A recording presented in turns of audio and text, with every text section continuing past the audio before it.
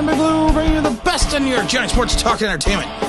It's Draftmas Eve, so I thought I'd break out the old intro, the old annoying intro. Oh, it's going to be exciting. I'm going to do a quick video today because I need to prepare mentally for tomorrow. For 8 p.m. Eastern Standard Time, we are going to be doing a live stream covering the first 11 picks of the draft.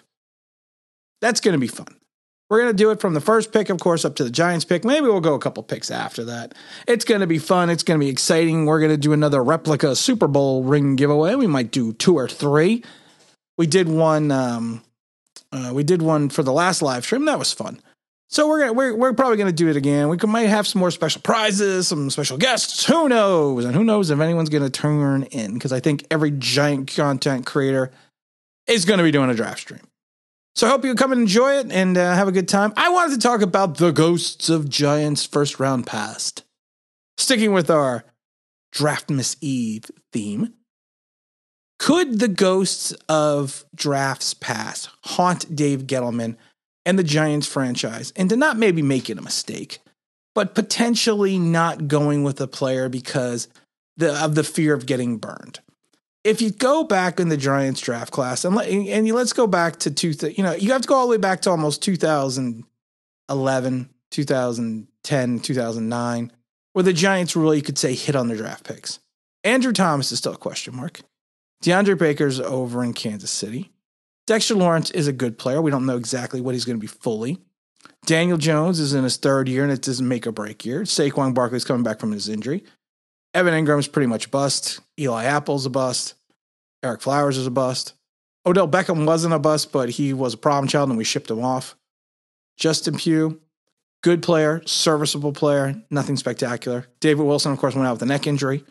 Prince Amukamara, good, solid pick, but nothing spectacular. You have to go back to 2010 and the 15th overall pick of Jason Pierre-Paul before you can say, yeah, we really hit on that. Same with Hakeem Nicks. Kenny Phillips out of Miami, serviceable safety. Of course, career cut short with injury. Aaron Ross, good defensive back, spectacular. Nope. Matthias Kiwanuka, good piece player. Then we didn't have a pick in 2005. Then you have Phillip Rivers, which of course turned into Eli Manning. So you know what? We've had some interesting picks in the first round, and a lot of the picks, if you take a look at it right now, have not panned out. I mean, the jury's still out on Andrew Thomas. The jury's still out on Daniel Jones and technically even Saquon Barkley. The jury is in on Ingram, Apple, Flowers, Beckham, Pugh, Wilson. So would the Giants shy away from selecting a player like Michael Parsons? And of course, on my stream, I said I think Michael Parsons should be the guy. But would the Giants shy away from picking a player such as that because of the fact that, he does have some baggage. He has the whole issue with, getting arrested for basically starting a riot at his high school by yelling gun in a crowded cafeteria. He's part of the hazing issue.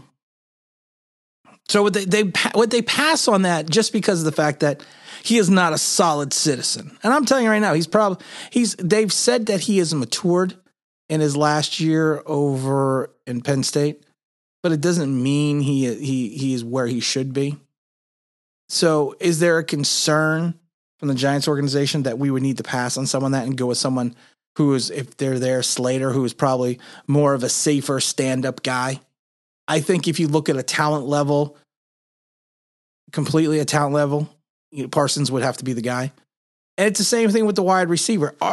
Yes, there's been news and rumors that Gettleman is enamored with the wide receiver position this year. And who wouldn't be? You got Waddle and Smith, man. But will they turn into a prima donna? I mean, Odell Beckham, who we took 12th overall in 2014, wasn't really a prima donna at LSU. I mean, he was nothing of the caricature he turned into the character he turned into at New York. So would they be gun shy? Would ownership, not Gettleman because he was not a Gettleman pick, but would ownership be gun shy to move away from a player like that? And then going back to Slater, he took, Justin Pugh 19th overall in 2013. He was a tackle at Syracuse. Syracuse moved him to guard. Like I said, I'm not going to say he was a bad player. He was a serviceable lineman for the Giants for a couple of years. But would they shy away from taking someone like Slater because who really doesn't have a position? Again, it'd be the same situation. You're going to have to take a tackle and potentially move him to guard. And some scouts are saying even center. And then there's the whole Eric Flowers situation, which is 9th overall, of course, in 2015 out of Miami, Mr. 305 minus 305, which he's now over in Washington. Would they be worried about taking a lineman because of that? I mean, if you take a look at the linemen they have selected over the last few years in the first round, offensive linemen, that is, none of them really, no one's really a standout. You look at Thomas, you look at Flowers in 15, Pugh in 13, and then you got to go to Luke Pettigrew all the way back in 99 out of Notre Dame, 19th overall. Pettigrew was a good player. But then you got to keep going back. They took Brian Williams. I remember Brian Williams, the center. Okay player. You took Eric Moore, who did start in the Super Bowl, but he was okay. He was serviceable. You got to go back to 1984 with William Roberts, who we took as a guard out of Ohio State. So our track record of finding tangible first-round talent in the offensive line has been suspect at best. And then if you want to go cornerback, everyone's like, well, it's the curse of the corner. Yeah, DeAndre Baker was a bust. And then before that, you had Eli Apple, which was just horrid. Like I said, Prince Amukamara and Aaron Ross, good players, not great, but good players. And if you want to go back and look at a defensive back for the Giants that they selected first overall in the first round, you got to go all the way back to Mark Haynes in the 1980 draft, 8th overall out of Colorado. A lot of people aren't going to remember Mark Haynes. Mark Haynes was a Pro Bowler 3 years in a row. His brother, Mike Haynes, was a defensive back, of course, with the Raiders, with Lester Hayes.